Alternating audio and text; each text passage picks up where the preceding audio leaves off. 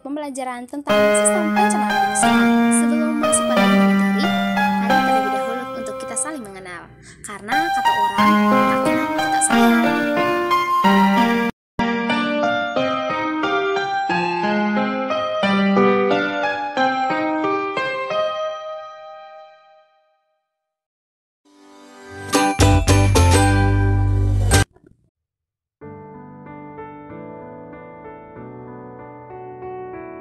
Saat kita makan, kita pasti memproses makanan dari makanan utuh menjadi potongan, serpihan kecil, hingga makanan yang terurai menjadi bentuk zat yang bisa dicerna oleh tubuh. Nah, teman-teman, rangkaian proses pengolahan makanan tadi akan membentuk sistem yang disebut dengan sistem pencernaan. Jadi, di video kali ini kita akan belajar tentang sistem pencernaan makanan. Ikuti terus ya videonya. Sistem pencernaan. Proses pemecahan makanan menjadi molekul sederhana yang melibatkan organ-organ dan kelenjar pencernaan. Nah, sistem pencernaan ini dibedakan menjadi dua, yaitu sistem pencernaan mekanis dan pencernaan kimiawi. Pencernaan mekanis merupakan pengubahan makanan dari bentuk kasar menjadi halus dengan bantuan gerakan alat-alat pencernaan, yaitu gigi dan juga lambung. Pencernaan kimiawi merupakan pelarutan makanan oleh enzim-enzim pencernaan bermolekul besar menjadi molekul kecil.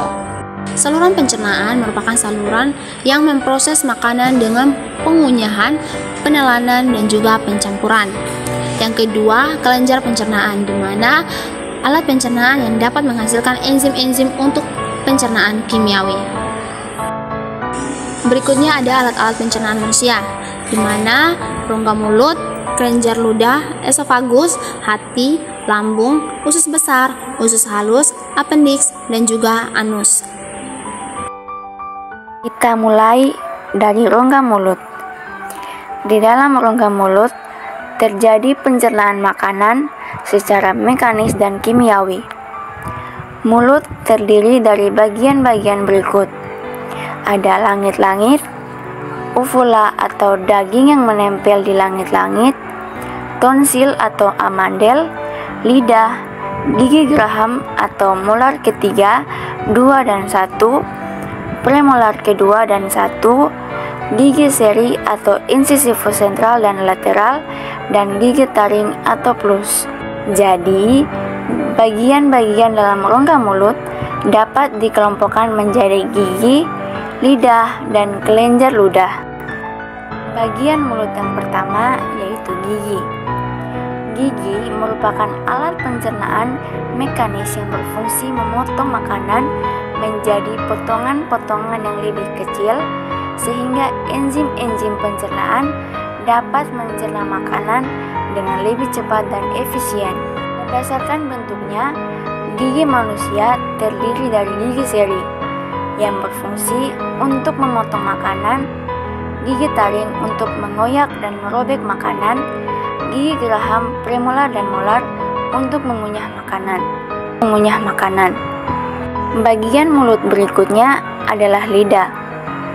Lidah tersusun atas otot lurik dan permukaannya dilapisi dengan lapisan epitelium yang mengandung banyak kelenjar lender atau mukosa. Pada permukaan lidah terdapat saraf-saraf atau reseptor perasa yang dapat merespon rasa di tempat yang berbeda. Rasa manis pada bagian ujung lidah, asin pada bagian tepi depan, asam lidah bagian tepi belakang, dan rasa pahit lidah bagian belakang pangkal lidah. Lidah berfungsi untuk membantu mencampur dan menelan makanan, mempertahankan makanan agar berada di antara gigi atas dan bawah saat makanan dikunyah sebagai alat pengecap makanan karena mengandung banyak reseptor pengecap atau perasa, mencampur dan mengaduk makanan dengan ludah, mendorong makanan masuk ke esofagus. Selanjutnya ada kelenjar ludah. Kelenjar ludah disebut juga dengan glandula salivales. Kelenjar ludah berfungsi menyekresikan saliva atau air liur yang mengandung enzim tialin. Enzim ini dapat mengubah amilum menjadi maltosa.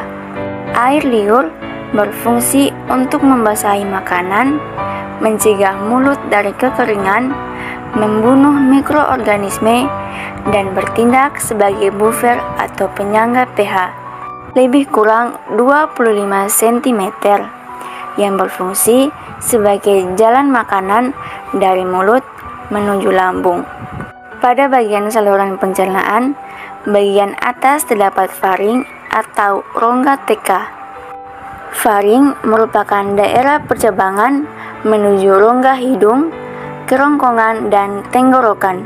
Faring dilengkapi epiglotis yang dapat membuka dan menutup.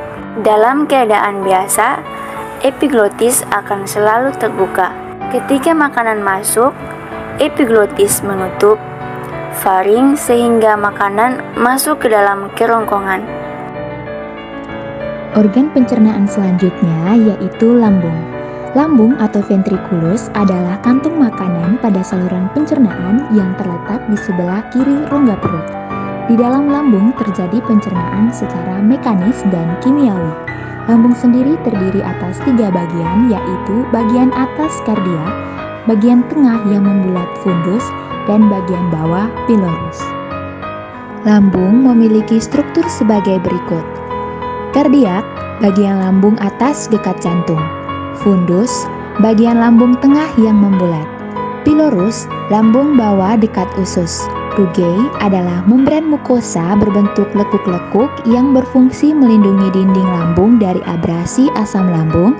Sphincter esophageal, yaitu katup yang menjaga agar makanan yang masuk tetap berada di lambung, dan sphincter pylorus, yaitu katup yang menjaga makanan agar tidak keluar sebelum pencernaan selesai.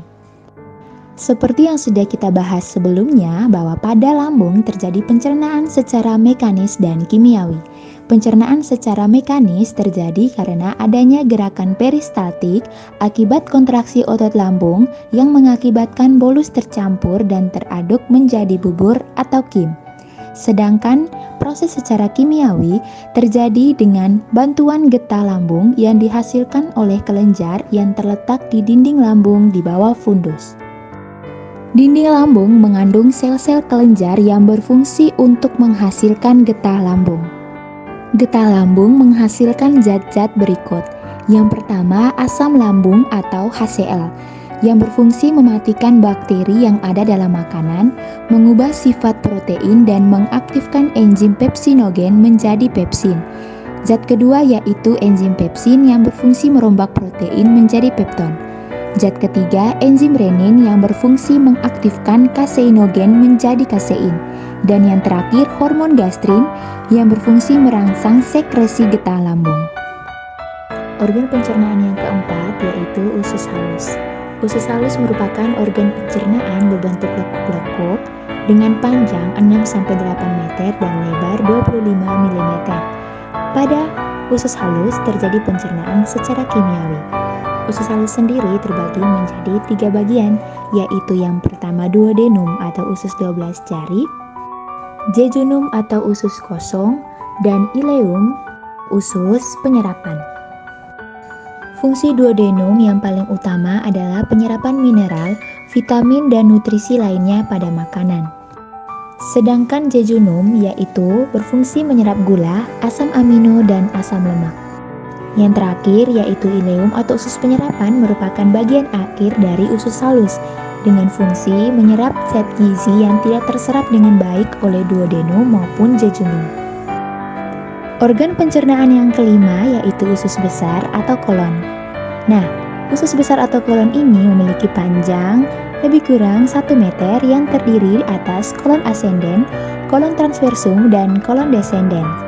Di antara usus besar dan usus halus terdapat sekum atau usus buntu. Pada ujung sekum terdapat tonjolan kecil yang disebut appendix atau umpai cacing yang berisi massa sel darah putih yang berperan dalam imunitas. Bagian akhir dari usus besar disebut rektum dan terdapat bagian pembuangan yang disebut anus. Usus besar memiliki fungsi yang pertama membentuk massa feses atau kotoran, yang kedua mengatur kadar air, garam mineral, dan zat yang berguna tersisa pada feses. Dan yang ketiga, sebagai tempat terjadinya pembusukan sisa makanan menjadi feses oleh bakteri Escherichia coli. Bakteri ini juga menghasilkan vitamin K dan vitamin B12. Organ pencernaan yang terakhir yaitu anus. Bagian akhir usus besar disebut rektum dan di sini tidak lagi terjadi penyerapan air. Rektum dapat berkontraksi sehingga menimbulkan defekasi. Defekasi adalah proses pengeluaran zat sisa pencernaan melalui anus. Kontraksi rektum dapat menyebabkan refleks gastrokolit yang dapat dilakukan secara sadar dan otot pencernaan akan berkontraksi sehingga feses akan terdorong keluar. Alat pencernaan selanjutnya adalah kelenjar pencernaan. Kelenjar pencernaan merupakan alat pencernaan yang dapat menghasilkan enzim-enzim untuk pencernaan kimiawi. Kelenjar pencernaan terdiri dari yang pertama kelenjar ludah, yang kedua kelenjar hati, yang ketiga kelenjar pankreas, yang keempat kelenjar lambung, dan yang kelima kelenjar usus halus. Nah, karena kelenjar ludah, lambung, dan usus halus sudah kita bahas sebelumnya, maka kita akan melanjutkan pembahasan hanya pada kelenjar pankreas dan juga kelenjar hati. Nah, teman-teman, inilah keseluruhan enzim yang dihasilkan oleh kelenjar pencernaan kita dan fungsinya. Enzim pitialin dihasilkan oleh kelenjar ludah. Enzim pepsin, renin, dan amilase yang dihasilkan oleh lambung. Amilase juga dihasilkan oleh kelenjar pankreas bersama enzim lipase dan tripsin, dan usus halus menghasilkan banyak enzim, diantaranya ada laktase, sukrase, dan meltase.